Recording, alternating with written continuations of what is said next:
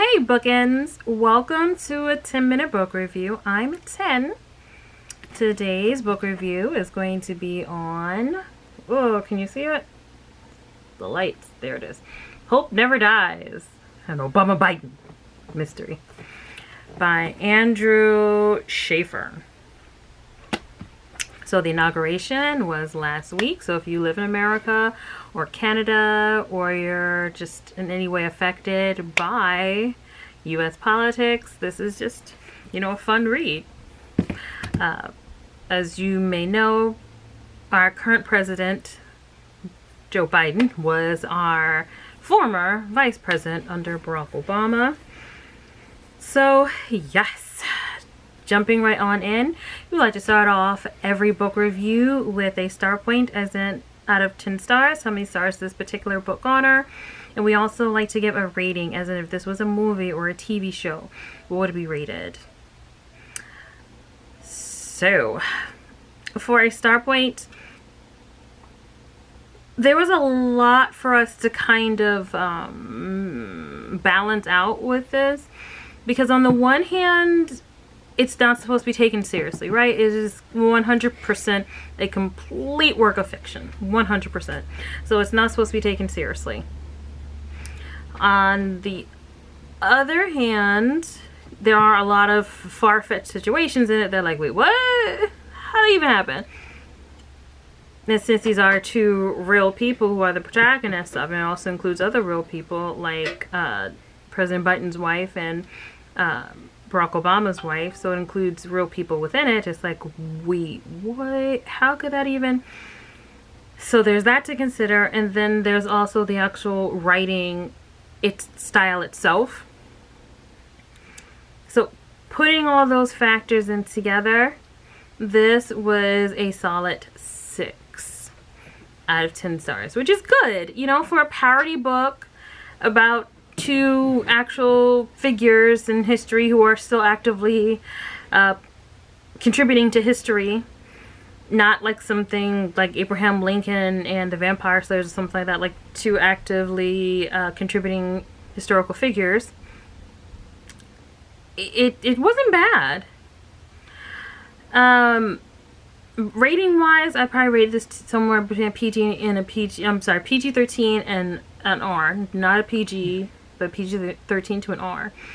And it would only go to an R, not because of the actual scenes in the book, but the actual subject matter that the book touches on. So jumping right on in. The book is told from President Biden's perspective. Now, at this point, he's not the president because this is an older book. This is set right after President Obama finished his final term. So he and his wife, President Biden and his wife, they're living their best life in some wooded area somewhere. I forget the actual name of the place that they're at. But, he's upset. He's mildly upset that Barack Obama has not been calling him. He's like, we were besties, we were cool, this is my man, this is my dude, and then all of a sudden, nothing. And I think it's funny, there was this time, like a moment in the book where he's like looking on like TMZ or some kind of gossip website, because he's like trying to get any information about Barack at all. And he sees him, is it with Anderson Cooper? Or Cooper somebody? He was with somebody famous. And he was jet skiing. And he's like, oh, so this is the life he lived now. He's living this intrepid, wonderful, great life of adventure without me. And meanwhile, he's at his house doing some tile work in the bathroom. So, and also, it's I think 6 months after Obama has left office, so I believe there's some rule about a year or 6 months, something like that, where after they have left the term, the vice president no longer has Secret Service for protection. So Biden is just living his like regular life. He's like just limiting not seeing Barack at all, and then all of a sudden he hears some noise outside, and he goes to look outside, and his motion sensor light doesn't come on. So he looks at his dog and he's like, come on, bro, we going outside, we gonna see what's going on. they go outside, and yeah, they start walking into the woods, and he sees one of the Secret Service guys that he used to know, and he's like, oh, hey. The guy's like, hey, Barack's back that way. So he keeps walking, and he sees Barack, and, you know, Barack Obama is like, hey, what you been up to? And Joe's hurt. He like, bruh, you ain't even text me. Like, you could have found out what I was up to if you had just, like, called a brother up or something, you know? But he didn't. And Obama in this book is, like, he's, like, super cool.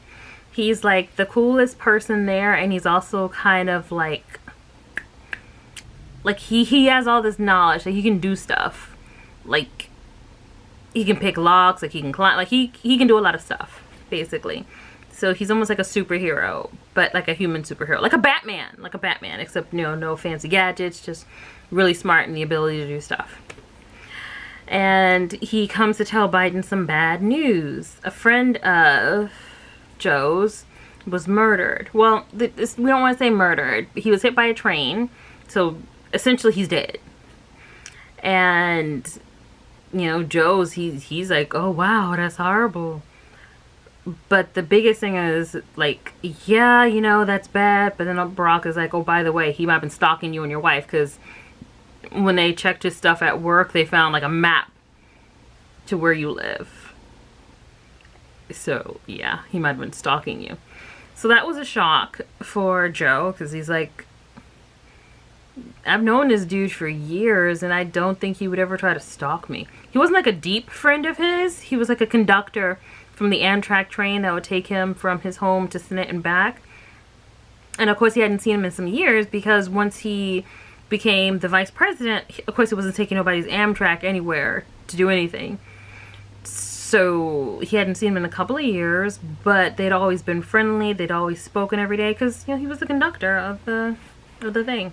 Oh, if you're wondering about my hoodie, this is, I think this is I Miss My Book Boyfriend or something. Yeah, I Miss My Book Boyfriend. I'll leave a link to it in the description. This is really, really cute. I think I got something on it. My son probably got something on it. But, yeah. Anyway. So the whole story kind of revolves around this mystery being solved of how did this man die? Was it a suicide? Was it a murder? Was it a drug-fueled accident? And we say drug-fueled because they believe that he had opioids in his system. Now, an interesting point is brought out. Joe is having a conversation with a detective friend of his, and he's like, my dude would never do drugs. He was like about to retire. He had a daughter in college. He would never do drugs. And the detective brought out a very good point. Someone who starts doing drugs doesn't have to be someone who's young and been doing drugs all their life. All it takes is one broken arm, one broken hip, or something where they need opioids for pain management. And once they can no longer get the prescribed opioids, the next thing down would be heroin, which is cheap and easy to get. So it doesn't take much. He's like, just 2 weeks on whatever pain-killing opioid that they give you at the hospital and you can be addicted. Which is true. So his friend could have been on drugs. What brings this book kind of to an R is the subject matter of drugs. There are some other things that are going on too. But if it was a movie, I don't know. Because it's not like light drugs. It's not like weed or something like that. Like it's heavy drugs. And it's also about drug trafficking. So I don't know. If it was like a TV show and they did it in the form of how they do like Psych, like how Psych was recorded, or what is that? Was it Lethal Weapon? Pierre? Yeah. Mel Gibson was in Lethal Weapon? Yeah. Okay, so like how Fox had Lethal Weapon, like kind of like a buddy comedy kind of thing, where it's centering more so on the comedic relationship between the two people solving the mystery as opposed to the actual mystery itself, then it would probably be a PG-13. But if it was more like a SVU, like a Law and Order SVU type thing, where it's concentrating more so on the actual mysteries themselves, or the actual cases themselves, and not the characters. Although the characters are there, they're not really explored. Their dynamics aren't really explored. It's more so the actual case that they're going through. Then it would be an R, because they would have to touch on the heavy drugs and people doing the heavy drugs and people selling that. So it would all depend on how it was made. I do not think this would ever actually be a TV show or a movie, just because I don't know. I mean, it's not as bad. It's not bad at all. I just think because these two people are so actively doing stuff. So I don't know. It could be. I don't know. Overall, it was not a bad read. It's more like something that you give your dad or someone who's nostalgic for older times, I guess, who wants the adventure to continue, basically. For someone who, it's like a fanfic. It's like a real life fanfic. That's basically what it is. Someone who was a fan of Barack Obama and Biden's relationship, and just like, okay, well, I'm gonna make me a fanfic with these two human beings, these actual two human beings. So if you have someone in your life who is that into the Obama administration, this would be probably a good book for them. For me, it was just a fun read. There is another book in the series, and I believe he even has like a picture book or something coming out too. I'm not that invested to be able to want to get the second book. I don't know how 2 feels about that, but you know, didn't make it clear that we'd want to read the second book. I would have liked more fun, in all honesty. I would have liked it to be a little more lighthearted.